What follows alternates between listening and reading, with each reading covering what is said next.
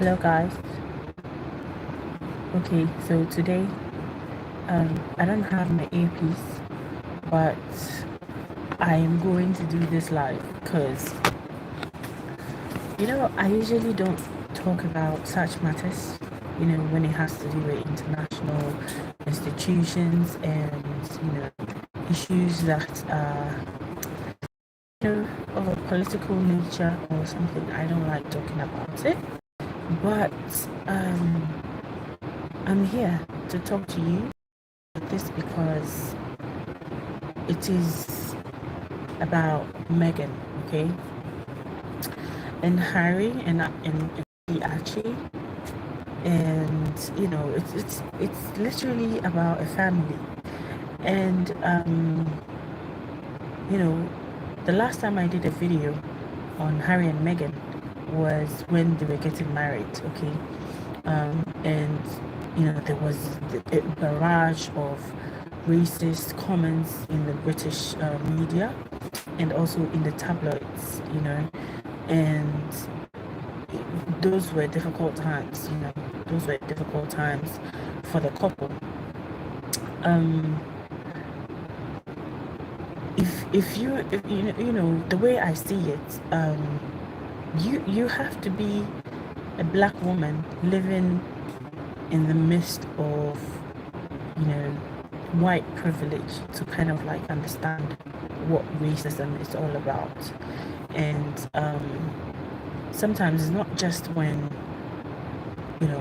being racist really, in my view, it's not about necessarily throwing the N-word out there or maybe blatantly in your face,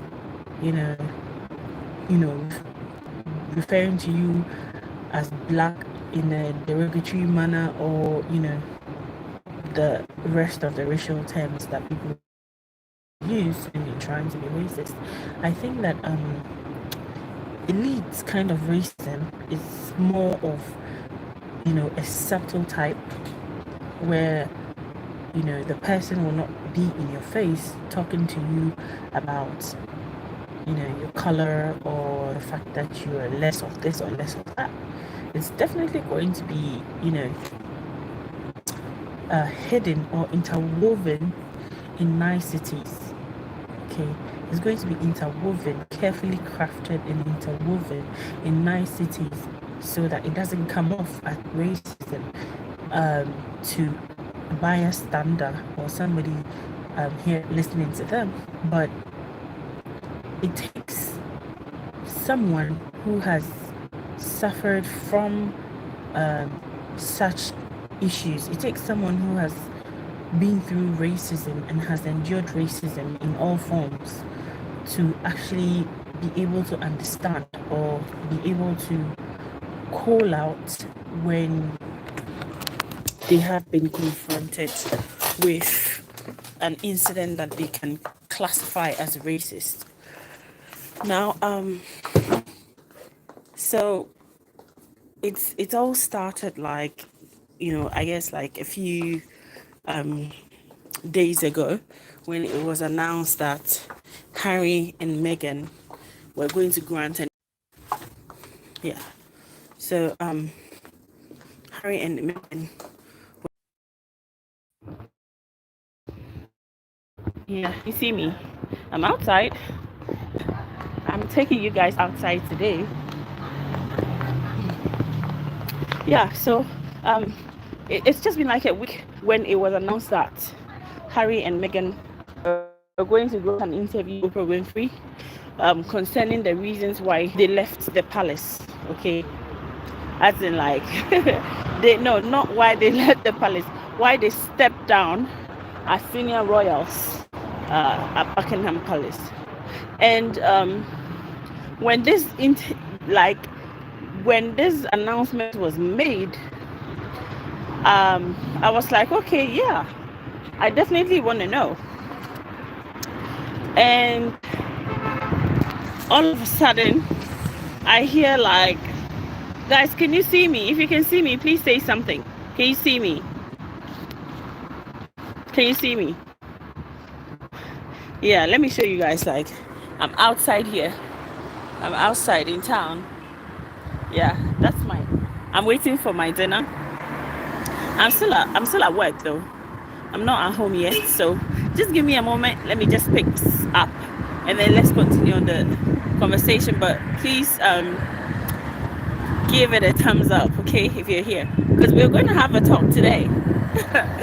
We're going to talk about it, and you know, it concerns you and I. It doesn't matter. You may think that, oh, well, it's about rich people. It's about Harry and Meghan, but in the end, it's about you and me, because how we're treated all over the world, it doesn't matter where you are, says a lot about what, you know, the future of our children is going to look like.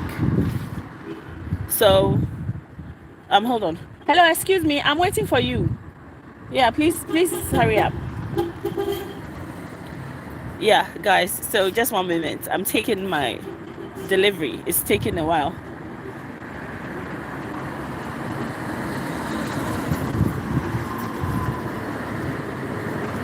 Okay, thank you very much.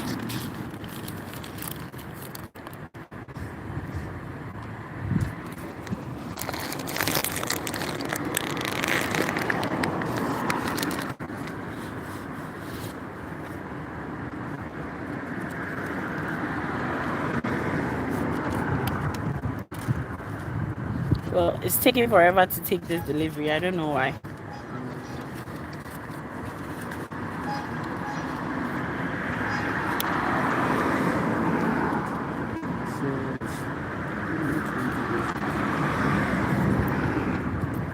So how much is the total delivery? The whole thing? It's supposed to be 27. Uh-huh. Okay. So I'm supposed to give me 30 seconds. Yeah. Like, this is Okay, you give it to me. Give me the 2 cities. That's okay, fine. Then you can keep it. Keep the change, huh? Okay, thank you. Okay, guys, so I'm going back inside, okay? So just hold on, I'm going back inside.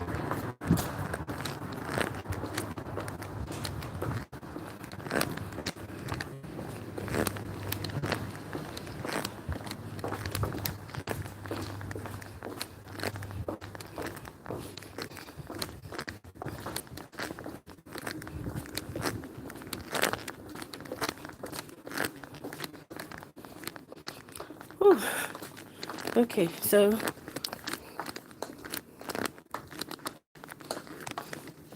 all right, guys. I'm back. All right. Okay. So, let me find a place. I hope you can hear me now. Fantastic. So I just went out there and I took the delivery of my dinner. I'm just gonna I'm having chicken shawarma. Do you want to see? Let me show you.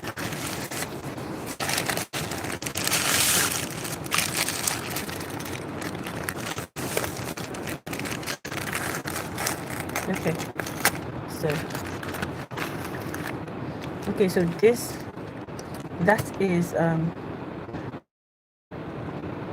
tuna and lettuce plus some tomato. So that's my dinner, and let me put it down, not just ready to have it yet. So a few days after the interview was announced, there was a publication from, the institution that there had been allegations leveled against Meghan for bullying by some associates at the Buckingham Palace, and which allegations Meghan came out to refute, to say that they were not true, and and then the palace then issued a statement saying that they are going to investigate the allegations of bullying because they take such allegations really seriously. Okay, so they take such allegations seriously, and after that, there was like a barrage of television talk shows, discussions on the allegations that were leveled against Meghan. Now, in the UK, the conversation was more tilted towards how dare she, well, some of them, whilst if you look at around the world, people were quite curious because there are people who were actually not talking about the whole situation, the whole incident, but had been paying attention to what was going on. And so eventually the much awaited interview is aired. Okay, now I watched pieces of the interview, some on CBS, I watched some on other channels. Okay, CBN and other channels, and it was, how should I even describe this? It was like I was overcome with emotions. Okay, like I was overcome with compassion. I was overcome with it was literally mixed feelings for me, because you're talking about a woman who is from the outside going into the royal family. Well, I'm sure at a point she must have realized that this is the real deal, like I'm going into the royal family. And I don't know if there's anything that prepares a person well enough for the kind of attention, because guys, you should know that the royal family, that's like the most famous family on the face of the planet, like all through and through. They're like the most famous family, and if you've not heard of them by now, then I don't know what kind of rock you're under, but they're like constantly famous, because and so she goes in there expecting somewhat of a famous life, but nobody can be prepared from the level of scrutiny that comes with joining the royal family. And we know this, we all know this because of the life of Princess Diana, and the latter part of her being part of the royal family was characterized with so many unfortunate incidents for regarding how the media, the tabloids treated her and all of that. And so it kind of like gives you perspective and idea when you're part of it. How do I even say, an inescapable kind of situation, okay, you put yourself in there. Well, but other people have the argument like, okay, well, you joined, you married into the royal family, you being supported with people's taxes, you're supported with people's you took the position, and people are going to want to ask for answers. They're gonna want to know about your life. But you see, for me personally, I believe that every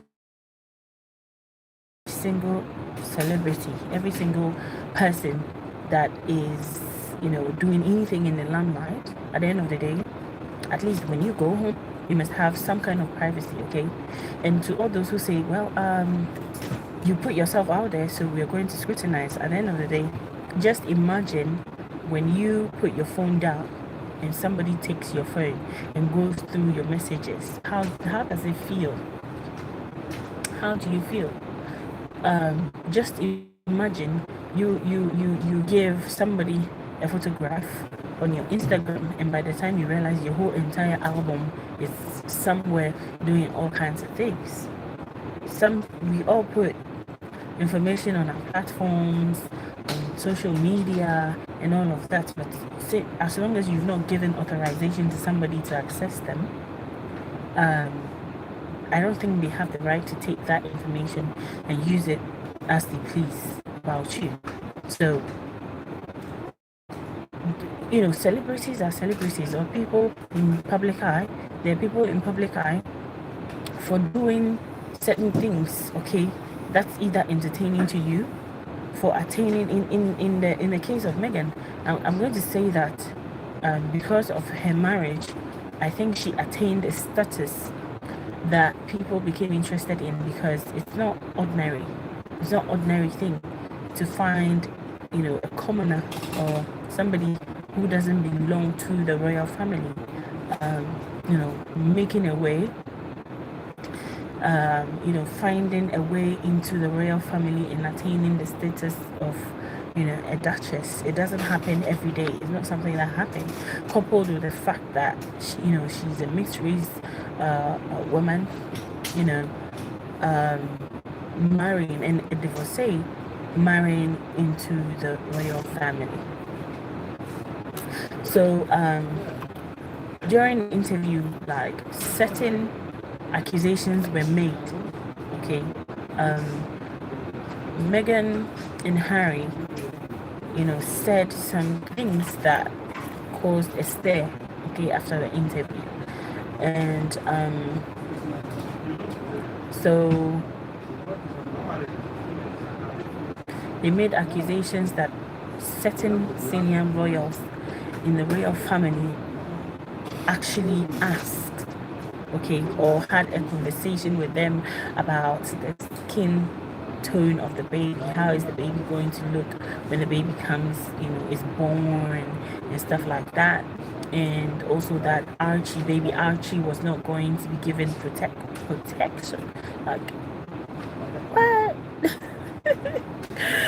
Oh, a baby that is born into fame and royalty didn't choose. That baby didn't choose to come into the world and be, part of a royal family. So I don't know the justification for refusing to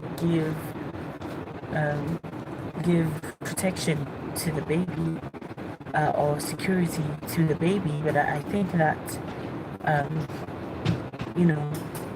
if you look and you know what, with everything that is happening and everything that's going on. Hi Taki, welcome, greetings, and thank you for being part of this conversation. Thank you. Let me know what you think as we go along, okay? All right, cheers. Thank you, guys. Keep the thumbs up, okay? So that's what I wanted to say, is that what I think is that the Meghan and Harry were treated by the institution, and for whatever reason they were looking forward to be admitted into the family, like when you marry into any family, it doesn't matter if it's a royal family or not. There should be the family side, and then there should be the institution. It should be two separate things. When it's family time, we deal with our family members equally. We welcome our family members equally. When it's work time, then let the institution handle anything that is related to work. According to the interview that I saw with Harry and Meghan, it seems like when it came to issues that were concerning their mental health, the struggles that they were facing, it was like, deal with the institution, okay? Deal with the institution. And that, in my view, is what did not help in the communication between family and the couple, okay? If you ask me, I don't think that is something that every family, any kind of family should go through. Okay, it's a very difficult situation because if you look at Meghan's side of the family, um, Meghan's dad, sister, that side of the family. Um, I think, first of all, with everything that has gone on, it's like when Meghan started to date Harry, everybody wanted to put themselves in a position where they directly benefited from the affair, from the relationship. And I think Meghan was also determined to not allow anyone to use her for their gain. And I mean, it's crazy, it's insane when you have attained a certain status and the only thing that your family members are looking to do is kind of like, position themselves in a way for personal gains. And so I don't blame Meghan for wanting to protect, her new husband from all of that, because that alone. All right, Taki, thank you so much for watching and thank you so much for being here. Leave a comment when you join us later. Yeah. So for that alone, was going to look, if Meghan, people think Meghan kind of ghosted her family, but there are some families that have issues. Okay, there are families that have issues. There are families that sometimes one person is trying to make it and then the rest of them are like holding onto your boots as you're trying to climb the ladder. They're holding onto your boots. Sometimes you can lift all of them, sometimes you can't. And in Meghan's situation, I was shocked yesterday to learn that she probably has met, like, I'm talking about Samantha, has probably met Meghan like just two times in the last 50 to 20 years. And I'm like, you don't know her, you don't even have a relationship with her. And so I just thought, well, a lot for me now. So I'm just so super happy that in this whole thing, in this whole Meghan and Harry issue, Harry was beside Meghan. He was there for Meghan the whole entire time, and that shows the strength of their bond. Okay, the strength of their bond. Now, on the other hand, I mean, I'm not here to call names. I'm not here to say that the royal family is a bad family or anything like that. No, I'm not here to say that, but some facts are some facts. Meghan, according to Meghan and Harry, they actually asked for help the whole time that they were going through this racial, but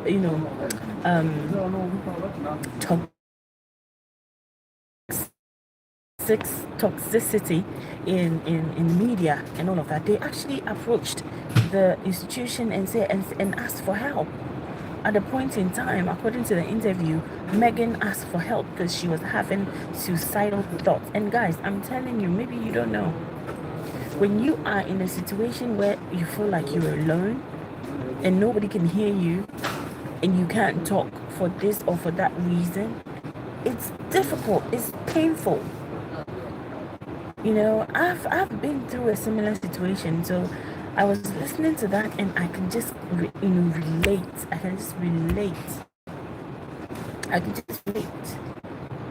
When the time comes and it feels like nothing else is working, you've already put yourself in this situation, there's no way out for you. The only thing you think about is, you want out. And sometimes if you're not strong enough, if you don't have people around you, if you don't have people close to you who can encourage you, who can say strengthening things into your head, who can encourage you, give you a hug and tell you it's going to be okay.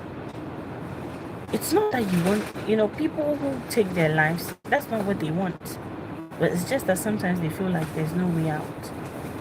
So, I mean, you can debate on anything. You can debate on anything, but you cannot debate on a pregnant woman that is going through this situation and asking for help and being told that, well, you can't have the help that you are supposed to have, because if you get that help, people are going to know, and at the end of the day, it's not going to look good on the institution. So it's not going to look good.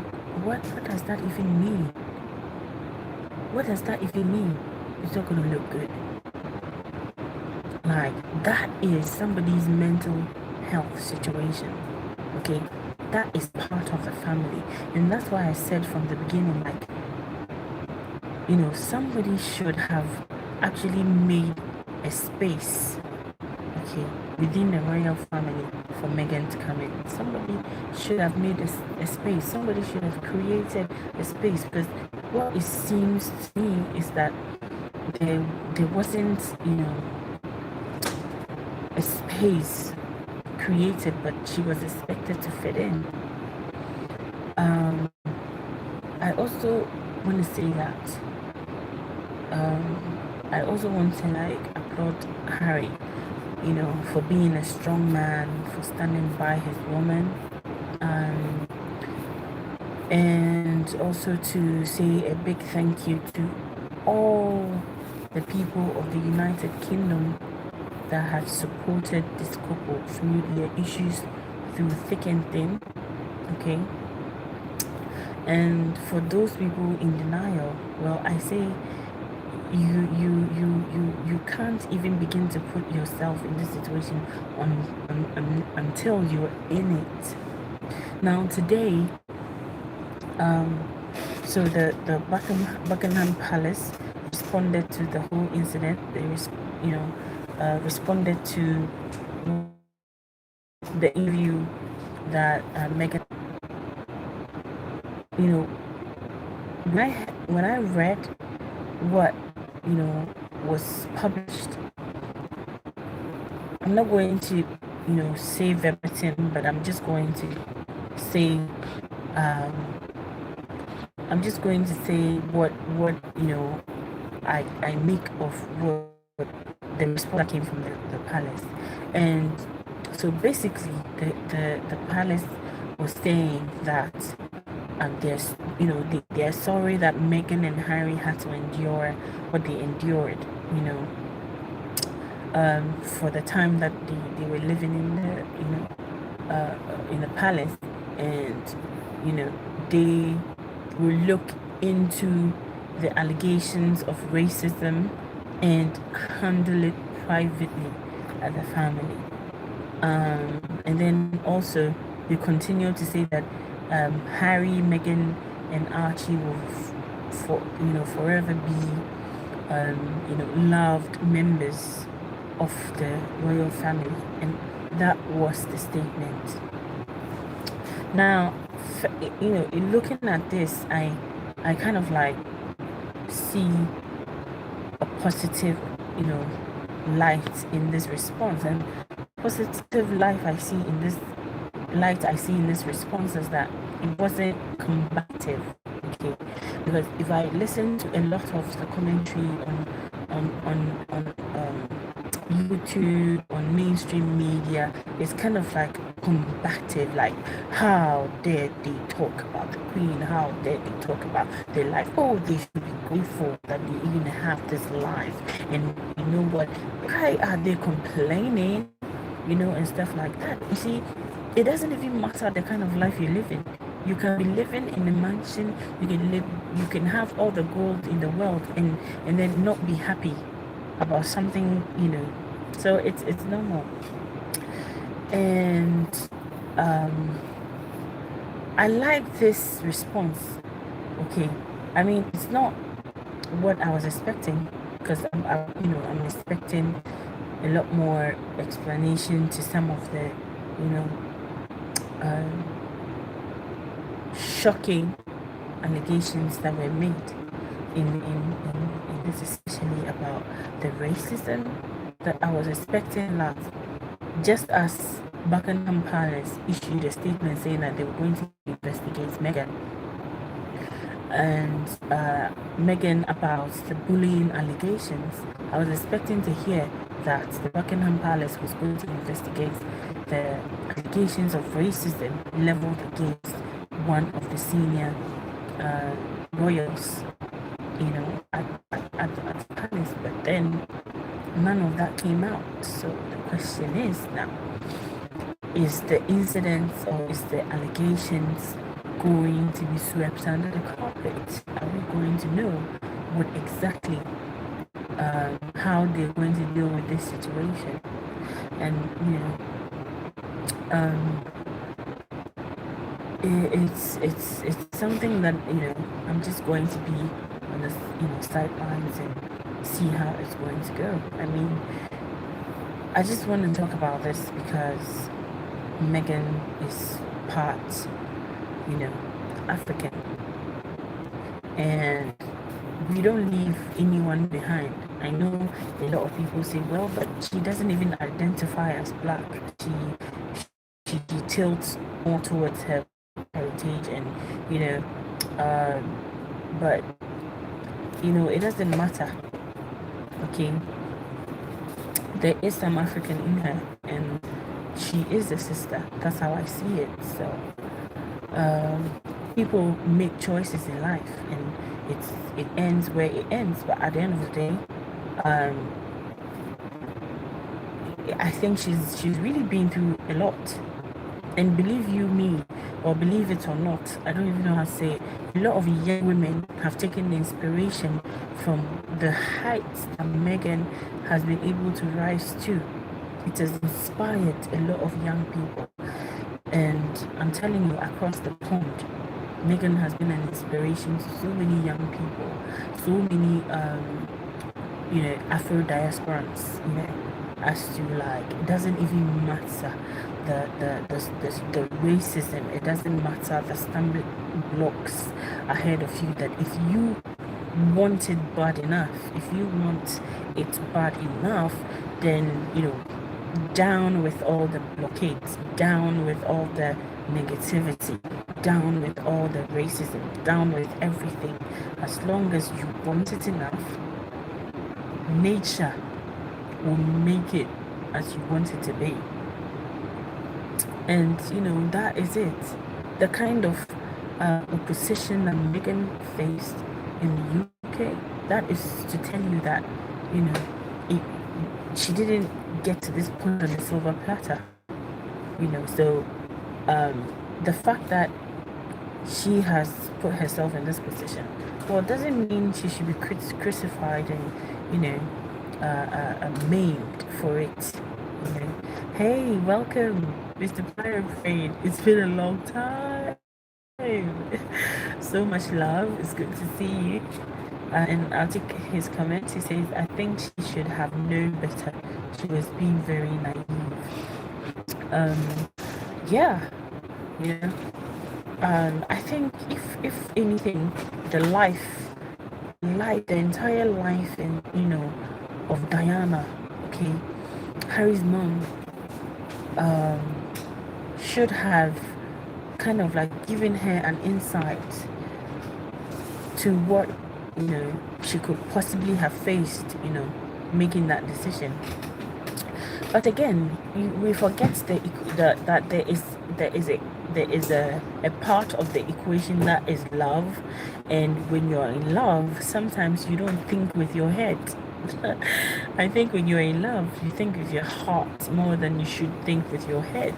And when you're in love, that is the time that you have to think with your head, but most of us don't. And if we look at all our failed relationships, who online right now can tell me that when you met that, when you had that bad relationship experience, when you met that partner, there weren't signs telling you that this was a wrong move, but you still went ahead because it felt good at the time?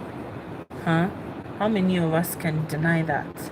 Yeah, so sometimes when you're blinded by love, a lot of things you don't consider a lot of things you see, but you don't let go. And okay, so Mr. Pirate Brain says she's ruining Harry's lineage.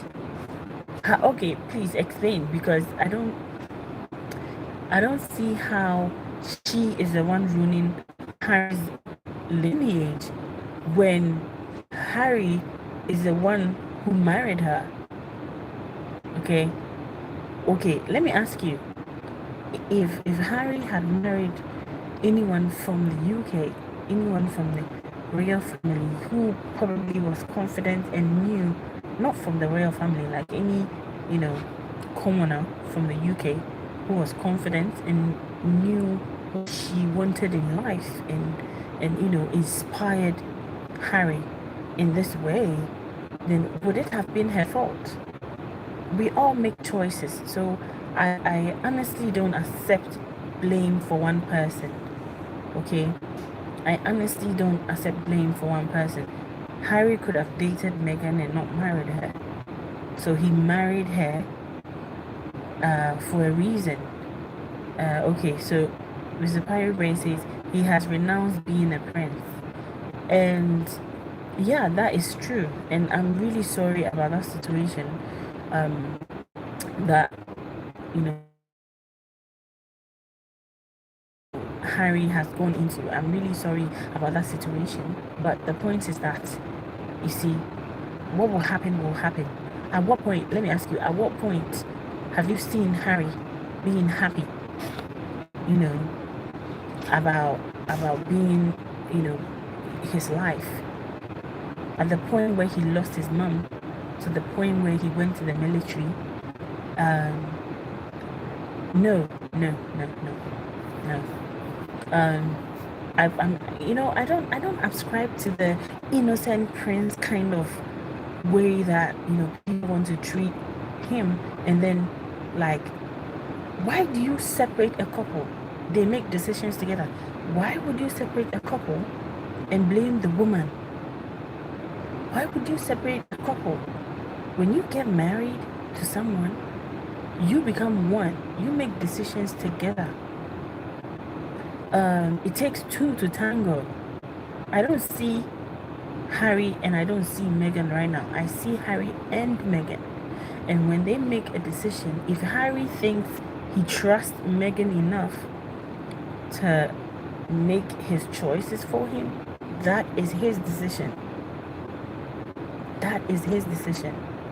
I don't, like, I get your point. You think that, oh, she came in with her confidence, and she came in and she, like, swept him off his feet, and he fell in love with her, and it is her fault, and he was naive, and he didn't know anything. And Meghan, he's just like, Meghan is just a year older than the prince. She's just a year older than, a year or two, I guess. Maybe not much older than him, so they're in the same age range. So I don't know, when you talk about his naivety, how naive is he?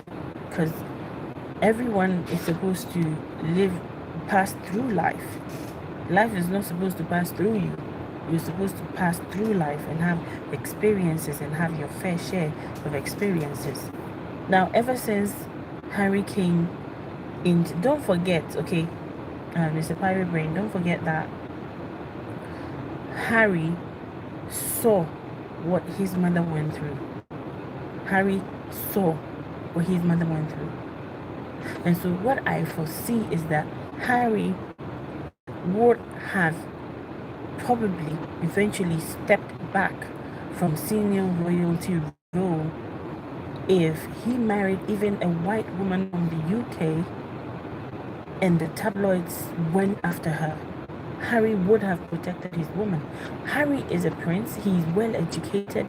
He's well trained. So I wouldn't label him as naive. He's not. He's not naive. What you see in the tabloids, what you see in the papers, well, a lot goes on behind the scenes. There are things that, Harry would know that even you who think you're living the life wouldn't even know jack about. So for me, I don't subscribe to the fact that, oh, he's a poor, naive prince who got deceived into marriage by Meghan, and then she did this, and then it's Meghan's fault. If he's in love and he's enjoying this relationship with Meghan, I think Harry would have done what Harry would do. Harry would do what Harry would do. And for me, I don't see that as a negative. It's not the first time it's happened in a royal family, you know. There's been times, there's been, you know, kings who have, you know, put down their crown for the sake of love. So, I mean, I don't know, but you have a point. You think, okay, he says, I don't care about the crown. It's not important, especially to black folk. This happens to another prince that married, divorced American in the 40s. Yeah. So you see, David, that's why I bring this down to love. Apart from love, there are things that Harry wants for his children. There are things that he wants to see in the life of his children. There are things that, values that he looks for in the life of, you know, the mother of his children. And whatever he saw in Meghan, when they were doing this interview, I can just, these couple are like, they're legit, okay? They're legit. And as I said, I'm not going to sit here and bash Meghan in any way, because no relationship is perfect, okay? And look at what Meghan has gone through from her family. Look, do you think, I watched her father's interview on Good Morning Britain today, and I was hoping to see a father who has heard his daughter say that I had suicidal thoughts during this difficult time that I went through. Yes, King Edward the 7th, I guess, or the 8th, also renounced his throne. Yeah, he renounced his throne because he fell in love with an American actress, and you know, it was against the rules to you know, marry outside the royal family, and also she was a divorcee, you know, and that was a no-no at the time. But this is 2020, so I guess a lot has changed, and Harry has had the privilege of marrying for love. Harry has been through a lot. He lost his mom. He lost the love of his life at a very young age. At that age, you know, children need their mother. He lost his mom, and he somewhat found, you know, some kind of a refuge in Meghan. How does that and he and let me tell you what Harry saw in Meghan that made him want to marry her and spend the rest of his life with her. That to him, to Harry, is worth every single thing that he's given up. So I'm not gonna judge him. I just hope and pray that he made a good choice in Meghan as a wife. And I'm just gonna hope and pray that Meghan made a good choice for her husband, because to go through all of this, we all loved her, you know, when she was a Suits actress. Like, I used to watch Suits, and I used to feel so jealous about her character, because she was like, you know, worshipped. Like, she was this goddess, you know, who was confident and knew what she wanted. And that representation of Meghan even made her more attractive in her normal life. This is a woman who has worked hard. you know, she wakes up, she doesn't eat the carbs I'm about to eat. She wakes up, she works out. These things people take for granted, but it is pretty damn hard to stay beautiful. It's pretty damn hard for a woman to keep up her beauty. And it's pretty damn hard combining intelligence with beauty, and that is it, you know. Let me take more comments from David. It says, I just feel that Meghan did not think this through. She should have known they were racist. Yeah. You know, the other time I was watching Piers Morgan, okay? I was watching Piers Morgan on Good Morning Britain, and you know, the whole time when he's talking, he's like, how can you accuse the royal family of racism? I don't, you know, he didn't understand how anybody can accuse the royal family of racism. And I was like, have we all of a sudden forgotten the history of the world? Like, have we all forgotten that black people have excuse me, yeah, black people have faced so much atrocities at the hand of this family. Like, the entire Africa is colonized at this moment because of this family. They've I don't even want to go there. I just, you know, it's not, I'm not saying it's history, okay? It's written in black and white what has, you know, the world, the kind of fate the world has suffered,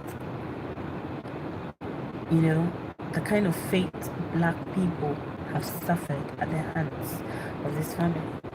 And you know, some people make the argument, yeah, well, it's been centuries past, but that tradition, you know, that institution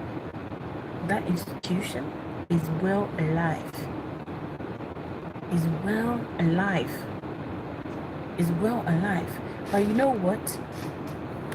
It is this kind of things that continues to encourage it, because we put diamonds on it, we put gold on it, we put titles on it, we put, you know, PR campaigns on it, we put this on it, and we at every point in time, we wear the beast a different kind of down, and we don't address it.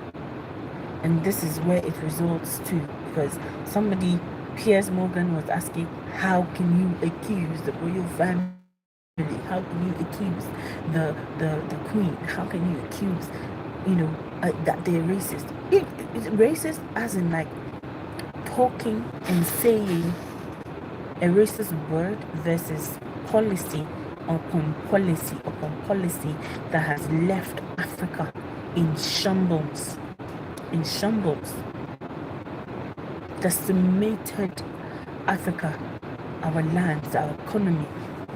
You know, they paved the way for their cousins and uncles to follow, come to the land of Africa and pillage it, take our people in chains. So don't talk to me about racism in the royal family. Like, who are you talking to? If you're telling me, if you're shocked that Meghan is making accusations about the royal family as racist, hello Bridget, welcome, subscribe and join the conversation. I'd definitely love to hear from you, Bridget.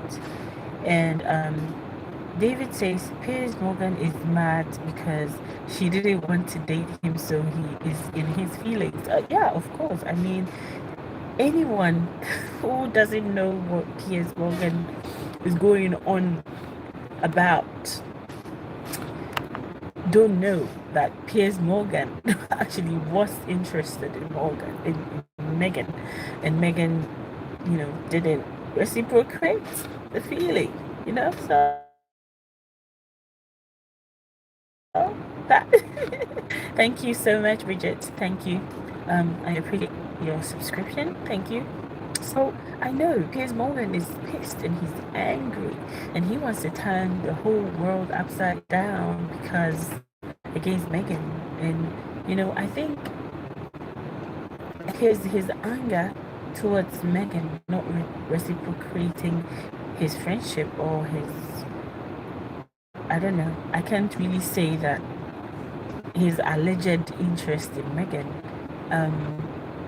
is something that he should really think about, because what he's doing is, if these allegations leveled out against senior members of the royal family, if those accusations turn out to be true, what Meghan said, that will be Piers Morgan legitimizing hate against, a member of the royal family, accepted or not she is. And, legitimizing people's hatred towards, Harry and his family. And that is serious. So I hope he takes a stand back and then analyze all these, rhetoric that he sees on TV making about, attacking this woman, attacking. It's,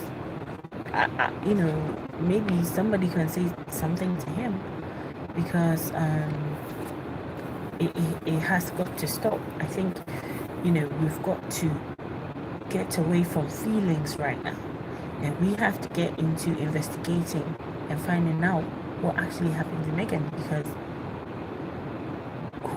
I watched the interview and I could sense the sincerity. Like, I could. Okay, I'm not going to say 100% of everything is just what was said, but some level of sincerity was felt. If you were a human being with a heart, you listened to that interview and you knew that there was some sort of sincerity attached to it. So regarding the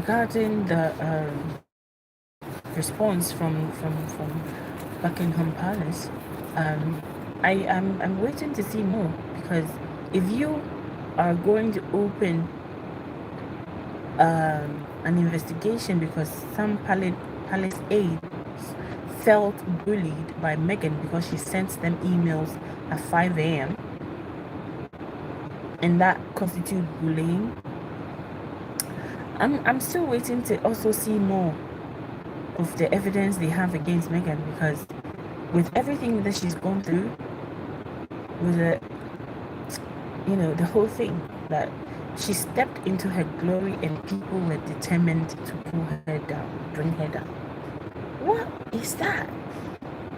What kind of mind fuckery is that? Yeah.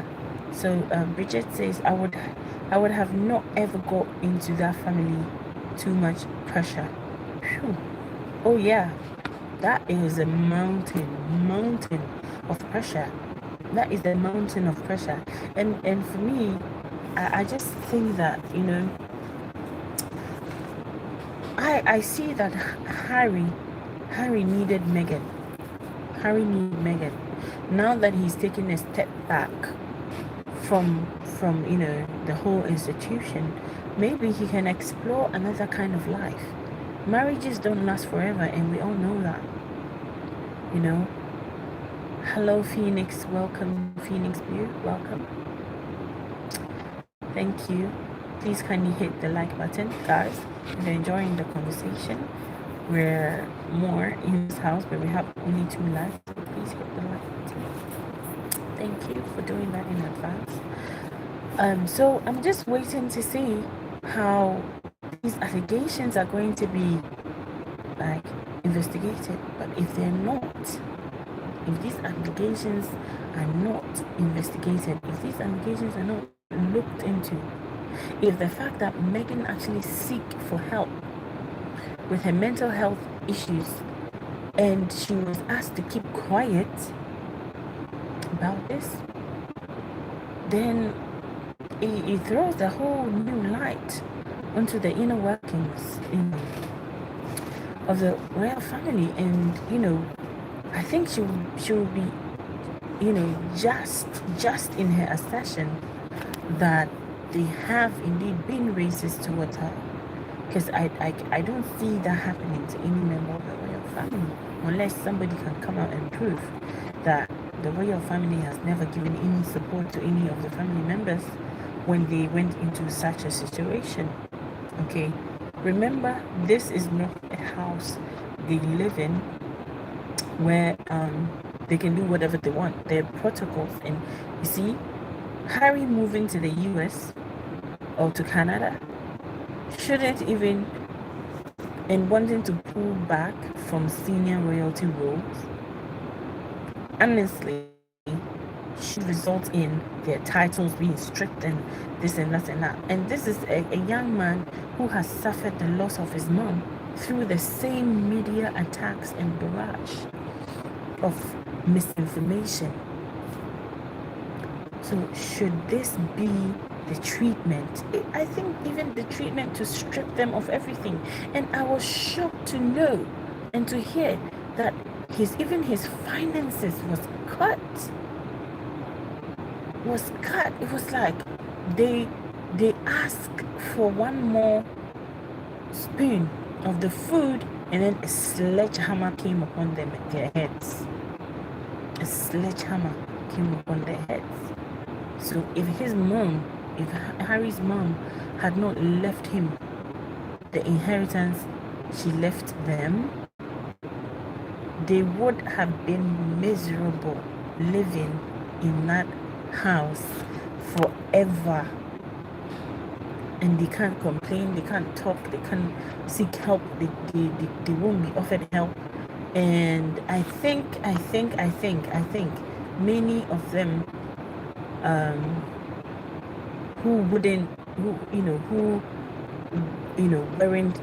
were not in favor of Meghan marrying into the family, wouldn't have really bothered if there was a bad outcome. That is really unfair. That is not good treatment, for someone who is I hear Meghan being blamed for everything. I go online and I'm just trying to think, okay, so the Prince of Saudi gave Meghan earrings, and then later it was alleged that he had a hand, part to play in the death of Khashoggi, a journalist from the US. And then because she wore that earring, heaven came down on her head. And some of these things, it's just, if someone is that isolated, and you have all your protocols, but someone comes in and is supposed to fit in, and that person is quite isolated, and I think if you know what racism is and you know what privilege is, okay, it's like, as soon as you go, okay, who is this, where is she from, just as they advertise, they boldly put in their tabloids, straight out of Compton and stuff like that. So when you have now come into the royal family, whoa, that is a privilege you would have never gotten without Harry falling in love with you. So you know what, this is what we're going to offer you, and you take it or leave it. And then Meghan starts to complain and to say, I want more, and they go like, what? Oliver Twist asked for more? Oliver, like, allegedly, guys, allegedly. I'm just making fun, with this. Like, what? You want mental health counseling, and you want this and you want that? We're not going to say, we're not going to give you these things because you're black and you don't fit in, and all of this privilege is reserved for us, and but we're just going to be nice and tell you, well, you can't have it. Your son cannot have protection. It doesn't matter. He was born into this family. You don't care. You can't have protection. Protection for a baby, a royal baby who was born into a family not of his own volition. That was the low blow for me. That was the low blow for me. And the fact that the color of his skin tone. Ooh, I saw baby Archie, and he is as white as they come. I'm like, wow. So after all, if you guys like his I don't know. So guys, I just want to thank you so much for being at this for a while now, and let me conclude by saying that, you know, I'm looking at what will come of the allegations leveled against Diana. I said Diana. The accusations leveled against Meghan, and then I want to see which direction it's going to go. These aides who are claiming that getting emails at 5 a.m. in the morning is bullying. You don't know sometimes what time I receive emails. Sometimes I leave my office at 10 p.m. okay, and there are things I have to do for my company, and I know I have to do them, because if I don't, then it's going to affect so many things. And I volunteer, and I stay, and I work. So someone like Meghan has lived the Hollywood lifestyle. It's fast.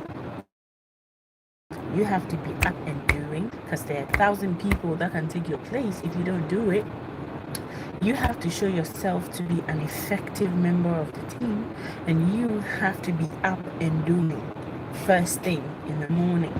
So I will not be surprised if Meghan, just coming new into the royal family, has a more active work ethics than that of a relaxed, royal kind of, and these are things that you learn. So this is something that Meghan was eventually going to learn, to, when it comes to work ethics, to maybe be a little bit more relaxed about it. I mean, I'm not saying that is what happened, but I'm just thinking it through, like what could have happened, okay, looking at the two sides. And I don't think Meghan was, deliberately wanted to make these, associates feel bad. But someone like me, if you work with me, I'm someone who I want to see results. Okay, when I come to work, and sometimes I'm here, my boss is gone home, and I'm here. If I wasn't doing this live, but I'm here because I stayed late to get things done. So if you're working with me, I see you building that attitude of a go-getter. If you have something to do, you must do and finish and succeed. Even if you make mistakes, that's fine, but you must have at the back of your mind that I'm doing this because I want to succeed. I want to get from one point to another. And it's good to take breaks, but we live in a world that is running on wheels. Deals are happening every minute, things are changing every second, and if you're going to sit back and relax, so that I've never been to Hollywood, but if I look at like the standard corporate environment, if I look at the kind of monies that is involved in what people do at Hollywood, if you got to go, you got to go. Okay, well, people are going to be supportive and all of that, but in the end, if you're not producing results, then you got to go. And that kind of culture can turn you into a bulldozer if you don't check your work kind of attitude. So I can see the transition from Hollywood to Buckingham Palace, you know, being quite intimidating to aides who are used to the Queen waking up in the morning, having tea, relaxed, and moving from there to maybe the office, and you know, things follow like that quite in a day, as opposed to an independent private person who is used to waking up early in the morning and doing, you know, stuff that they have to do. It's never going to be the same. So if how I perceive Meghan to be, remember she was a United Nations spokesperson or something like that. So if I perceive a young actress who is aspiring to become a world leader, who has her whole life ahead of her, being her aide or being her personal assistant or something like that is not going to be, you know, tea and roses. Sometimes you're gonna have to wake up and do what you've got to do, and I wouldn't want to have it any other way. If I had a boss like that who was working and, you know, taking me along, I'll be grateful. I'll give my best, and I will take any opportunities I get, and I will fly with it. I will fly with it instead of complaining about how uncomfortable it is, you know, at the time my boss is calling me. If my boss wake up at 5 a.m. and the first thing they think of is to talk to me, it tells me I'm useful to them. I'm useful, you know, and I'm possibly probably good at my job. I mean, yeah, it's just like how you see it. How you see it. Do you want to progress in your career, or you don't want to progress? I mean, there are horrible bosses. I'm not denying that. There are horrible bosses, but there are also bosses who take you with them along the way, you know, and that helps you to learn a lot. So I'm just waiting to see what the exact accusation of bullying is. I'm waiting to see what the entire accusation is, and then I can maybe form my opinions about what is going on. But for all those people in our African diaspora community who thinks they don't care about Meghan because she joined the royal family and they've never liked us, they are the reason why we are where we are, I'm just going to tell you, we don't leave anyone behind, okay? We don't leave anyone behind. As long as Meghan has a drop of melanin in her, she's a sister, and if we at least cannot support her, we can at least be candid about, you know, the whole situation and put ourselves in that situation and ask ourselves, how are we going to navigate that kind of waters when we find ourselves within it? Because trust me, this happens. It can happen to you at your workplace, where it happened to me, and one day I'll talk about it. Okay, it happens. You get into a position where you are excelling, because guys, remember, after that Australian tour, Meghan was popular like hell. Like, she was making waves, and right after making waves, the whole thing started crumbling down, because people were not going to sit down, watch a divorcee, you know, who is part African and, you know, or African American, and, you know, it's not even loyal, and, you know, prejudice is real. Prejudice is real. Prejudice is real. Because people think, oh, the royal family is sacred, and that is something that we hold white. That's something we keep white. That's something that nobody is allowed to partake in, and we're from this one. But you know what? It doesn't matter if your West is black or your West is white. You live in the house of Mother Nature. Did you hear me? Cling, cling, cling. You live in the house of Mother Nature, and Mother Nature will do what Mother Nature will do. And if that means Harry and Meghan, that's what's going to happen. So I still wait to hear more from what the royal family is going to say, or what they're going to do about those allegations, and how they're going to handle bullying allegations about Meghan. Okay, till I come your way again, this is your girl Ejiwa from the World Africa Show, and I hope you enjoyed the topic for today. And please subscribe if you haven't. Kindly like the video if you haven't, and do consider supporting us on Patreon. Patreon.com/The World Africa Show, and love to receive you. Thank you so much, and have a fantastic evening. Cheers to you. Sankofa. Cheers to you. All right.